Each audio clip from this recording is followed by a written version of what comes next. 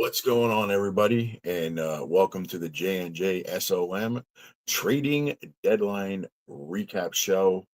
Um, Usually I'm joined by Nick on this, but Grandma is in bed already, so he won't be joining us. So I'll be doing this solo.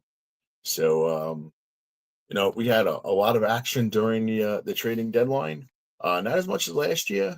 I think some people kind of forgot that the deadline was coming because we condensed some games and played twice in October and things like that. So hopefully everybody got to the changes and the trades and the moves they needed to make to either better their team for the stretch run, the last two playing months, or at least to try to help themselves going into a partial expansion draft and then into the entry draft for next season. So without further ado, let's get you going on the trades. I could say that Jersey Shore Surge and Phoenix Dragons very active in the trading deadline. So we'll start off right off the bat. Phoenix Dragons basically have waved the white flag for 2025, and they're looking for the future. And they made some very bold moves going into the home stretch of this season. So the Phoenix Dragons, they send a stud reliever who's now in apparently a lot of trouble in Major League Baseball. So this might have been a really great move on their part. He did have a down year for Cleveland in 2025, and he might be banned for life because of gambling. So she might have did herself a favor and got rid of him while he still had some worth. But Phoenix sends closer Emmanuel Clase to the Middletown Bearded Bandits in exchange for outfielder Andy Pajes and Middletown's sixth round pick in 2026. So the sixth round is that next tier of draft after rounds 1 through 5. So that's big for Phoenix since they'll be probably drafting in the top four.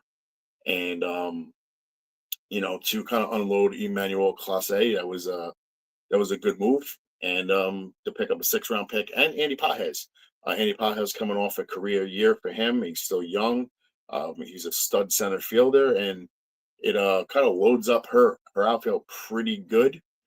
She does have Brandon Nimmo and Mike Trout, and she picked up another outfielder who had a great year this year as well, because the Phoenix Dragons sent Devin Williams, their closer, basically, to the Scooterville Saints for Ramon Laureano and Scooterville's 2nd round pick.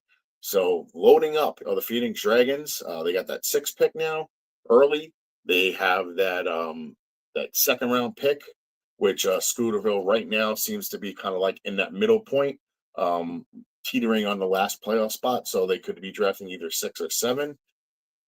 Uh, and Devin Williams, who had a so-so year per his standards with the New York Yankees. Overall, his numbers were pretty good. It's just his strikeout numbers were down, but his walk numbers were down. His WHIP was up. His ERA was up. His home run totals were up. So it might have been actually a good thing for her to unload Devin Williams. She gets a 2nd round pick. And like I said, shores up her outfield with Ramon Laureano joining Andy Pajes, as I said earlier, in a trade with Middletown. So then she unloaded some other outfielders. The Phoenix Dragons send outfielder Mike Yastrzemski and first baseman Nathaniel Lowe to the Jersey Shore Surge in exchange for reliever Yenier Cano and first baseman Ryan O'Hearn. So Ryan O'Hearn is going to step right into that either starting role or platoon role for her. Yenier Cano will basically plug one of the holes from her reliever trades and just get her through the season. And she unloads Mike Yastrzemski, who, in my opinion, has been a disappointment since his rookie year. He, one of those guys that we are waiting and waiting and waiting for him to bust out. And San Francisco finally said enough's enough. They sent him to Kansas City, and he's a good defensive outfielder, but he just never is hit the way he should have hit. So Yastrzemski on the move, along with Nate Lowe. Nate Lowe was released and then signed by the Boston Red Sox. He does have decent numbers against right-handed pitching. He's a great glove at first base. So Jersey will definitely platoon him, probably batting him against righties because Paul Goldschmidt, who batted 330 against lefties this year with the Yankees. So that'll be a nice platoon for them. But yep, Ryan O'Hearn and Cano recap on their way to the Phoenix Dragons for Mike Yastrzemski and Nate Lowe. The Lexington Minutemen, they send pitcher Luis Heel to the Jersey Shore Surge in exchange for outfielder Trent Grisham. So Mr. 34 home run career year with the New York Yankees, hitting 27 of his 34 against right-handed pitching. He's going to slide right in there with his gold glove in center field for the Minutemen next year. Luis Heel, who had a great rookie year, got hurt, came back this year after his injury, pitched to about a 5.5 to 6 ERA. So that's kind of a trade Jersey Shore made, and hopes that maybe Luis Heel bounces back in 2026 with the Yankees, and then becomes maybe a pitcher of the future long term. Trent Grisham, though, will definitely supply Lexington with a power bat that they really didn't have outside of Jackson Chourio.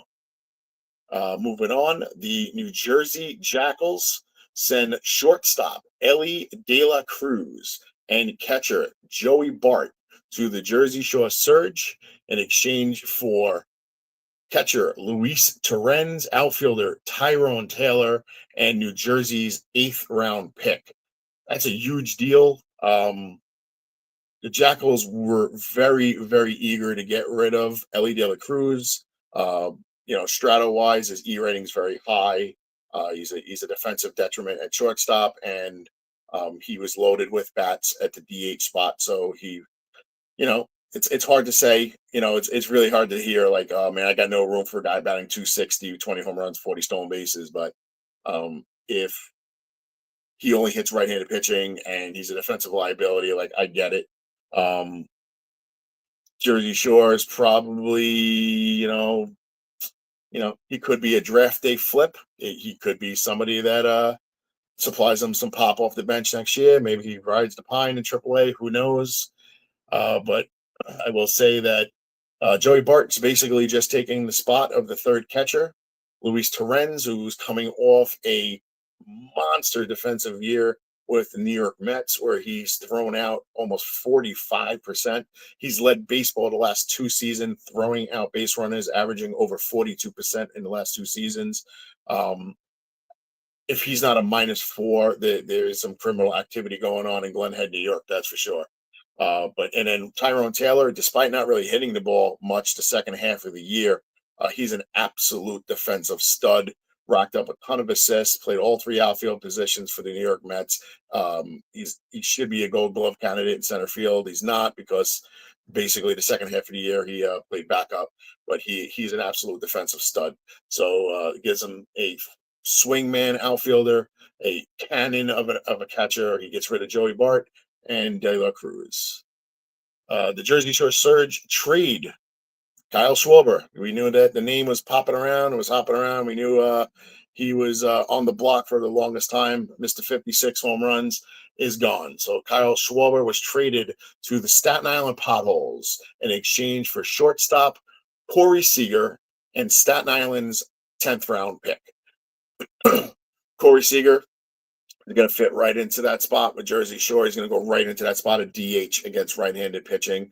Kyle Schwarber is just a very, very interesting power hitter. 56 home runs, you mentioned that. He's got a higher batting average and on-base average against lefties, despite batting lefty. He has an over 900 OPS from both sides against right-handed pitching and left-handed pitching. He is a DH strictly, so it kind of was a DH for DH trade, unless Corey Seager magically has a good defensive rating. He might play some shortstop, but Jersey's got Mookie Betts, who's a Gold Glove finalist, so probably not going to be seeing much shortstop. Maybe in a backup role, but like I said, most likely in the DH spot. And Jersey picks up a 10th round pick, which is that third tier of the draft, where we call the ring around, where maybe somebody else could be picked up in that round. So it was a good trade for both. I mean, the Potholes pick up a bona fide home run hitter. You can plug him 3, 4, 5, 6. You can bat him lead off. He's got a almost 400 on base average, so you can put him anywhere in the lineup. And finally, actually no, that was finally we started off with Phoenix. So we had 1, 2, 3 trades involving the Phoenix Dragons, and we had the Lexington Minutemen with a trade, the Jackals with a trade, Jersey Shore had 4 trades, and I know there was a couple other trades that were spoken about. They fell through. I know that the Chandler Diamondbacks were looking to move a shortstop, and Jersey Shore Surge was actually looking to flip Ellie De La Cruz. The Seattle Blaze were interested, and just things just never really came through. We know that Broad Street Bats were looking for some draft help, but no trades got made. A couple of quiet teams that really no ruffling at all. I went on the New Jersey Killers, the Tony Gwynn division leaders. They didn't get involved in anything, and trying to think who else. Let's see. Broad Street was some talks. Middletown made some trades. Jersey made some trades. Lexington made some trades. Phoenix did. The New Jersey Killers did not. The Jackals did. Cobra Kai. There was nothing that came out of First United, out of their camp. Chandler, there was some talks, but nothing happened. Potholes made a trade. Scooterville made a trade. And I'm still forgetting. Oh, the Seattle Blaze showed some interest in Ellie De La Cruz, but nothing really came about. So, I mean, we had some decent action. There's going to be a lot of card exchanges going on Saturday as we get to the home stretch and our roster expansion part of the season. The last 15 games of the season being played this Saturday, and then November 22nd is the final playing week of 9 games. And then we move on to the playoffs, and we got some races. I mean, these trades should help. They should help all teams involved. Right now, the number 1 seed, Chandler, is holding on by dear life by 1 game over the Jersey Shore Surge, and 2 games behind them are the New Jersey Killers. The races, all the division races are 3 games or less, except in the Central. The Central's pretty much not totally, but it's just about wrapped up. It's becoming some exciting, meaningful the last 15 games of the season, and that's the way it should be, and it's fun that way. Despite the Jersey Shore Surge trading away half their team, and then going on to play 7-10 baseball and pulling within a game of the number 1 seed, which is nuts. Also, they set a league record.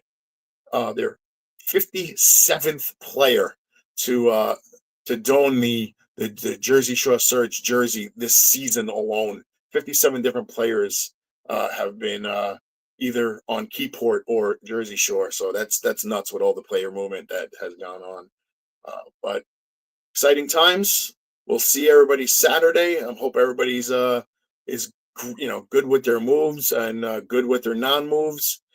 But we'll see everybody Saturday, and may the best teams win going down the stretch.